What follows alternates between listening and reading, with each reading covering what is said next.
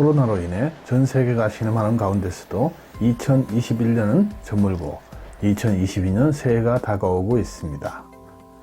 해맞이 명소가 있는 각 지자체마다 방역을 위해 새해 해맞이 행사를 잇따라 취소하고 있습니다. 사실 코로나 이전에는 50만에서 100만 대가 넘는 차량이 동해안을 찾았다고 하니 명절 못지않은 대이동이 있었던 것입니다. 누구에게나 새해를 맞는다는 것은 묵은 것을 털고 새롭게 일어서라는 희망의 의미가 깊다고 생각합니다. 그래서 때로는 10시간의 운전을 감내하기도 하고 바가지 요금도 불사하며 첫 일출을 맞이하려 하는 것이겠지요. 각오를 새롭게 다지고 추억을 쌓아 나가는 것이 우리의 삶에 새로운 충전과 활력을 준다고 믿었으니까요. 물론 좋은 일입니다.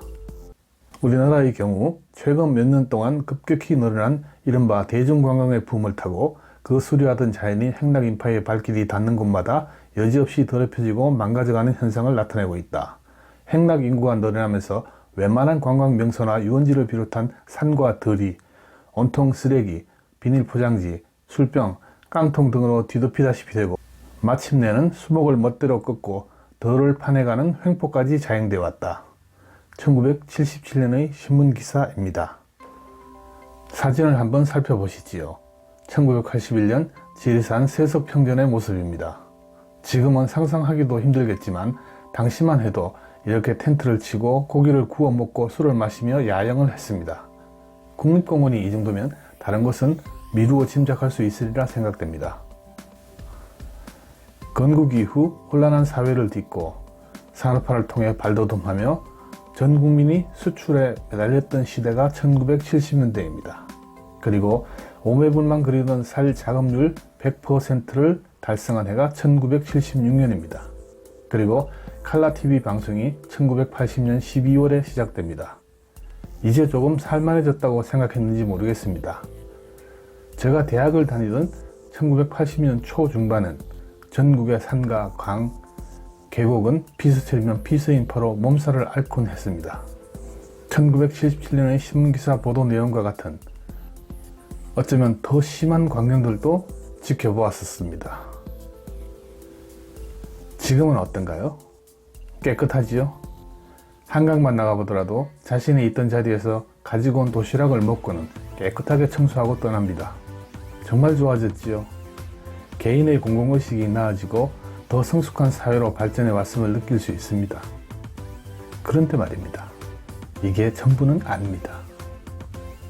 지난 2017년 유네스코 세계문화유산에 등재된 일본의 국보사찰 도다이지 난간에 폭이 40cm에 달하는 크기의 낙서가 발견되었습니다. 보시는 것처럼 예리한 도구로 긁어 새긴 듯한 글씨는 우리에게 너무나 익숙한 한글입니다. 이곳만 그런 걸까요? 만리장성의 돌벽에도 이탈리아 피렌체 대성당에도 하다하다 이제는 태국의 국립공원 내 수심 20m의 바닷속 산호에도 자신의 이름을 버젓이 새겨놓은 지경입니다. 우리 강산은 깨끗해야 하고 다른 나라 강산은 이렇게 훼손해도 되는 걸까요? 아무리 급해도 자신의 집 거실에 오줌을 누는 사람은 없습니다. 우리 강산이 중요한 만큼 다른 나라의 강산도 중요합니다. 하물며 그것이 그 나라의 문화유산, 자연유산을 넘어 인류의 자산이라 생각한다면 있을 수 없는 일이겠지요. 세계문화유산인 스페인의 알타미라 동굴 벽화는 구석기 시대의 원시인들이 동물의 뼈와 숯, 자연 연료로 자신들의 공동체 문화를 그림으로 남긴 것입니다. 설마 자신의 낙서가 이런 문화유산과 같다고 생각하진 않았으리라 믿습니다. 1998년 11월 18일에 시작된 금강산 관광에서 우리는 두 가지 측면에서 놀라움을 금치 못했습니다. 민족의 명산이란 말처럼 금강산의 화려한 자태에 놀란 것과 그 수려한 금강산 암벽마다 새겨진 김일성 부자의 우상화 글씨에 또 놀랐습니다. 빨간 글씨로 새겨진 우상화 글씨가 마치 금강산이 흘리는 피처럼 다가왔습니다. 우리 선조들도 이름단 명성지에 새기긴 했습니다. 그러나 적어도 자신의 이름 따위를 새겨넣는 짓은 하지 않았습니다. 자연을 노래하거나 사대부로서의 뜻을 식구로 새겼을 뿐입니다. 해외 유명 관광지까지 가서 자신의 이름이나 낙서를 남기신 분들이 자신의 이름만큼 충실한 삶을 살고 계신지 궁금해집니다. 지금은 대중교통을 이용하면서 담배를 피우는 사람은 없습니다. 후미진 골목에 숨어 들어가서 담배를 피우지요. 그런데 1980년 초만 하더라도 버스 안에서 담배를 피우는 사람들이 많았습니다. 좋아졌다는 것은 먼저 법제와 행동으로 계도하고 이끌어가는 노력이 있었겠지만 그만큼 개인이 성숙해졌다는 뜻이기도 합니다. 건강하고 성숙한 사회는 개인의 공공성, 공익성이 우선된다고 생각합니다. 타인을 배려하는 태도, 공공의 선을 먼저 생각하는 자세가 중요한 이유입니다. 그래서 개인의 성숙함이 시줄, 날줄로 쫀쫀하게 짜여진 사회가 탄성이 높고 위기 상황에서 힘을 발휘한다고 믿습니다. 많이 돌아왔습니다. 이제 본론입니다. 지금 사회는 이만큼 성장한 우리 개인 각각이 짜는 성숙한 사회입니다. 여기서 한 발 더 나아가 이제는 보이지 않는 그러나 새겨보아야 할 것들에 대해 말씀드리려 합니다. 우리가 해맞이를 위해 찾아가는 곳은 대부분 뛰어난 경관을 자랑하는 곳입니다. 사람들이 많이 찾는 곳이니만큼 우리가 알지 못하는 뭔가가 있다고 생각해야 합니다. 기운 같은 건 말입니다. 영화 스타워즈에 자주 나오는 대사 포스 같은 것이죠. 그래서 소원을 빌면 왠지 들어줄 것 같고 그 자리에 있은 것만으로도 힘이 나는 것 같은 그런 것 말입니다. 맞습니다. 명당이기도 하고 그 기운이기도 합니다. 천하의 명당 자리도 개가 앉으면 개자리라고 했습니다. 큰 자리, 좋은 자리, 명당 자리라고 하니까 보잘것없는 사람은 오지 말라는 소리가 아닙니다. 그런 큰 자리에 맞는 큰 소원을 빌으라는 것입니다.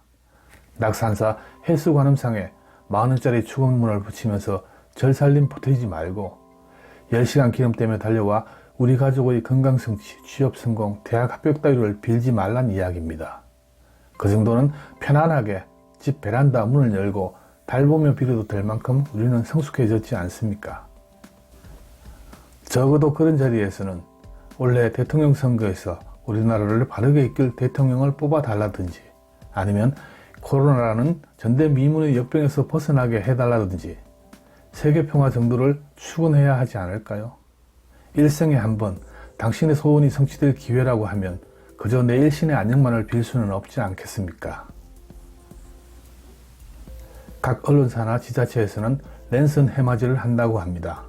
코로나 비상방역 상황에서도 나는 가야겠다는 사람을 뜯어말릴 생각은 없습니다. 다만 가시더라도 나보다는 사회 그리고 나라를 위한 축원을 부탁드립니다.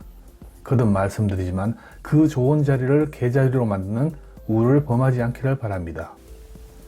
개인의 소원은 집에서도 정 아니다 싶으면 동네 뒷산에서 해도 됩니다. 그래서 말씀드립니다. 이제는 해맞이 가지 마세요.